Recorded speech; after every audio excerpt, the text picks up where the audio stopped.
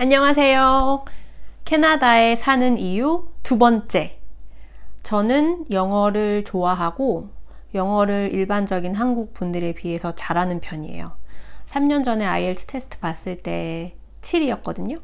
근데 지금은 학교도 다니고 영어 공부 좀 많이 해서 그때보다 영어가 많이 늘었어요. 그래서 아마 좀 그거보다는 높은 점수가 나올 거예요. 지금 만약에 IELTS 테스트 다시 본다면. 그리고 칼리지 다닐 때 어려움 전혀 없고 저는 학점도 올 A 플러스, 올 A 플 나왔고 일단 아직 취직은 안 했지만 조금 여기 사는 것 자체에 그러니까 취직을 안 한 상태에서는 여기 사는데 어려움은 없어요. 아마 영어를 싫어하시거나 영어가 많이 못하시면 캐나다에 오시면 좀 힘들 거예요. 그럼 뭐 당연하죠. 그래서 오늘은 되게 중요한 얘기를 해드릴게요. 어떻게 하면 영어를 잘하게 될까? 저는 학생들을 20년 가르쳤고 성인 학생들도 많이 가르쳤고요. 저 자신도 영어 공부한 지 20년이 됐어요. 네, 그 전에는 그러니까 이게 좀 되게 사실은 부끄러운 얘기인데 영어를 되게 못할 때부터 영어를 가르쳤거든요. 그래서 영어를 너무 못하니까 공부해서 가르치고 공부해서 그 책임감은 좀 있었어. 공부를 한 거예요. 가르치려고 어쩔 수 없이 공부해서 가르치고 이제 그렇게 해서 애들을 수업을 했었고, 그래서 영어 공부를 따로 한 적이 없어요. 제가 느끼기엔 그랬어요. 왜냐면은 공부를 해야 되니까 한 거예요. 왜냐면 돈을 벌어야 되니까. 약간 좀 말이 웃긴데 목적 없이 공부하진 않았어요. 항상 목적이 있었어요. 왜 이거를 문제집을 풀어서 가야 돼? 왜냐면은 애를 가르쳐야 되니까 당장 내일까지 이거를 해야 되는 항상 마감이 있었던 거예요. 공부에. 그러니까 공부라고 느껴지지 않고 일로 느껴졌죠. 그거를 그냥 해야 될 일을 하는 거죠. 회사 가면 일하듯이. 공부가 내 일이니까.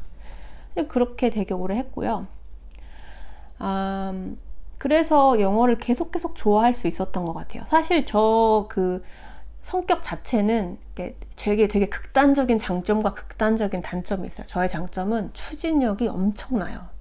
그래서 지금 유튜브도 만들어야지 그러면 막 사가지고 막 만들고, 블로그를 키워봐야지 막 키우고 하는데, 이민도 나 이민 가야지 그러고서는 진짜 짐 싸가지고 이민 온 거예요. 근데 단점은 엄청나게 실증을 잘 느껴요. 그러니까 근데 저도 제가 신기해요. 영어를 계속 좋아하고 뭔가 꾸준히 계속 하고 있다는 게 되게 신기하거든요. 그러니까 이민 와서도 영어 공부 안 하고 막 영어 못하고 계속 못하는데 이 공부해야지 이런 사람들 되게 많아요, 실제로는. 근데 저는 그렇진 않아요. 그냥 계속 뭔가 하고 있어. 책도 읽고. 근데 그게 공부로 생각을 안 해서 그런 것 같아요.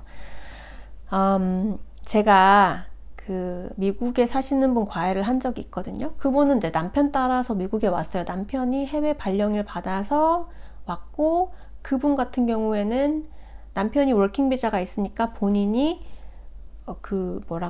가서 잡 인터뷰가 아니라 비자 인터뷰를 하면은 본인도 워킹 비자를 받을 수가 있는 그런 상황이었어요. 근데 그 비자 인터뷰를 하러 못 가는 거예요. 그걸 못 해가지고. 그게 어렵지 않잖아요. 인터뷰라는 게 그냥 별거 안 물어보는데도 그게 너무 무섭고 해서 못 가서, 그리고 미국에 사니까 쇼핑도 가야 되고 하는데 다 남편 도움을 받아야 되니까 너무 힘들어가지고 저한테 이제 문의를 주셨고 제가 줌으로 수업을 해드렸죠. 그분 같은 경우에는 너무 급박하고 이게 진짜 영어가 필요하니까 되게 열심히 하시더라고요. 그래서 제가 만나본 모든 학생들 중에서 단기간에 성과를 가장 많이 낸, 그러니까 영어를 아예 말을 한마디도 못하다가 정말로 말을 좀 하게 된 그런 케이스예요. 너무너무 성과가 엄청나게 좋았어요. 그래서 저는 진짜 기뻤거든요. 선생님으로서 진짜 기쁘고, 그 숙제도 정말 많이 내드리고, 사실 숙제를 많이 내는 건 제가 힘들어요. 왜냐면 숙제 검사하는 것도 힘들고. 근데 그분이 열심히 하시니까 저도 기쁜 마음에 수업도 막 되게 엑스트라로 돈 안 받고 더 해드리고 막 이랬었거든요. 근데 반전은 3개월 만에 그만두셨어. 왜냐면은 너무 벼락치기처럼 공부를 했잖아요. 그래갖고 너무 힘들고 진짜 영어가 너무 싫대. 그래갖고 그만두셨어. 근데 이분만 그런 게 아니고 또 다른 분은, 그분은 약간 나이가 그 당시에 40대 초반이어서 나이가 좀 있었는데 남편이 되게 돈을 잘 버는 직업이었어요. 그래서 해외여행 많이 다니니까 너무 해외여행 갔는데 말 한마디도 못하면 좀 부끄럽잖아요. 그래가지고 영어를 너무 못하니까 이제 영어 배우겠다고 이제 저희 공부방에 오셨죠. 그래서 영어 수업을 해드렸는데 그분도 엄청 열심히 하시더라고요. 제가 이제 중학교 듣기 문제집 추천드렸거든요. 근데 그거를 한 회를 20번씩 들으면서 하루에 4시간씩 공부를 하시는 거예요. 매일매일. 그분도 한 달 만에 관뒀죠. 너무 힘들어가지고. 근데 그렇게 벼락치기로 공부를 하시는 분들은 진짜 관둬요. 저 그런 거를 되게 많이 봤어요. 근데 어린 학생들도 마찬가지라고 생각하고, 영어는 마라톤이에요. 저 20년 공부해도 원어민 영어 안 되잖아요. 그쵸? 근데 사람들이 원하는 거는 사실 제 영어 수준이에요. 영어 책 읽고 외국인 친구들하고 얘기하고 이런 거를 원하시는 거예요. 이게 쉽지 않은데 기대치는 너무 높고, 그래서 너무 막 초반에 쏟아붓고 그러다 보니까 힘들어서 바로 포기하고, 그렇게 가시면 안 돼요. 절대로. 다른 한 분은, 이분은 반대로 공부를 되게 안 하시는 분이에요. 내가 이분 공부하는 걸 한 번도 못 봤어. 근데 과외비도, 그러니까 수업을 너무 많이 빠지니까 우리가 되게 막 시간을 약간 일요일 오후 막 이런 좀 빠져도 되는 시간을 드렸어요. 드리고 수업료도 100만 원 이렇게 돼요. 그럼 거기서 우리가 차감하는 거야. 뭐 원래는 회당 받거나 한 달치씩 내거든요. 근데 이분은 특이하게 수업료를 막 그렇게 냈어요. 그리고 우리가 이제 오는 대로 체크해가지고 돈 받고 이렇게 했었는데, 공부를 안 하시고 그냥 책도 어쩔 때 안 들고 와. 그냥 막 몸만 와가지고 그냥 이렇게 우리랑 수다 떨고 가고 이렇게 하셨던 분인데, 처음에 토익 700점 초반 나왔죠. 근데 7년 동안 그렇게 그냥 뭐 한 달에 한 2-3번, 어쩔 때는 한 번, 어쩔 때는 해외 출장 가서 막 3달씩 못 오고, 그렇게 진짜 슬렁슬렁, 정말 이건 누구나 할 수 있을 정도로 슬렁슬렁 공부를 하시고 7년 동안 그렇게 하셨더니 980점인가? 900점 후반대로 토익 점수가 나오더라고요. 회사에서 토익 점수가 필요해서 시험을 그냥 봤어. 공부 안 하고 봤지, 당연히. 이분은 공부하시는 분이 아니에요. 그러니까 이 말은 뭐냐면, 그냥 돈을 쓰신 거죠. 그러니까 약간의 시간과 돈을 쓰신 거지. 그러면서 이제 자기 영어 실력을 올린 거죠. 그런 방법도 있어요. 사실은 영어는 좀 돈으로 해결되는 부분이 있어요. 왜냐면 저 같은 경우에는 영어 책을 엄청나게 샀어요. 한 2천만 원어치를 샀어요. 그걸 어떻게 하냐면은, 제가 그 알라딘 온라인 서점 상위 0.6% 회원이었어요. 2천만 원치 샀다 하더라고. 그 뭐 2천만 원치 하고 2천만 원치 책 다 받겠어요? 그럼 지금보다 영어 훨씬 잘하겠지. 안 보죠. 어떤 거는 새 책으로 그대로 이민 올 때 버리고 온 책도 있고, 뭐 평균적으로 한 페이지만 봤다고 쳐요. 그 책을 한 페이지만 공부했다고 쳐도 그러니까 10,000원 내고 2,000장 본 거예요. 이게 이런 식으로 저는 공부를 한 거죠. 돈으로. 그리고 뭐 어학연수도 갔다 왔어요. 어학연수에서 3개월에 2천만 원 쓰고 외국인 애들이랑 놀고, 또 방송통신대 4년 열심히 다녔죠. 뭐 다니면서 영어 공부하고, 그런 식으로 돈으로 좀 저도 해결을 했어요. 영어 공부를. 그러니까 돈으로 해결하실 수 있고, 돈이 없으신 분들은 추천드리는 거는 작심삼일 방법이라고. 저랑 비슷한 분들 많으실 거 알아요. 뭐를 사? 책을 한 10페이지 봐. 버리든지 뭐 어떻게 해. 도서관에서 빌려서 봐도 돼요. 영어책 같은 거. 보고, 그거 보기 싫어. 보지 마요. 왜 그걸 자꾸 싫은데 보려고 하는 마음이 문제야.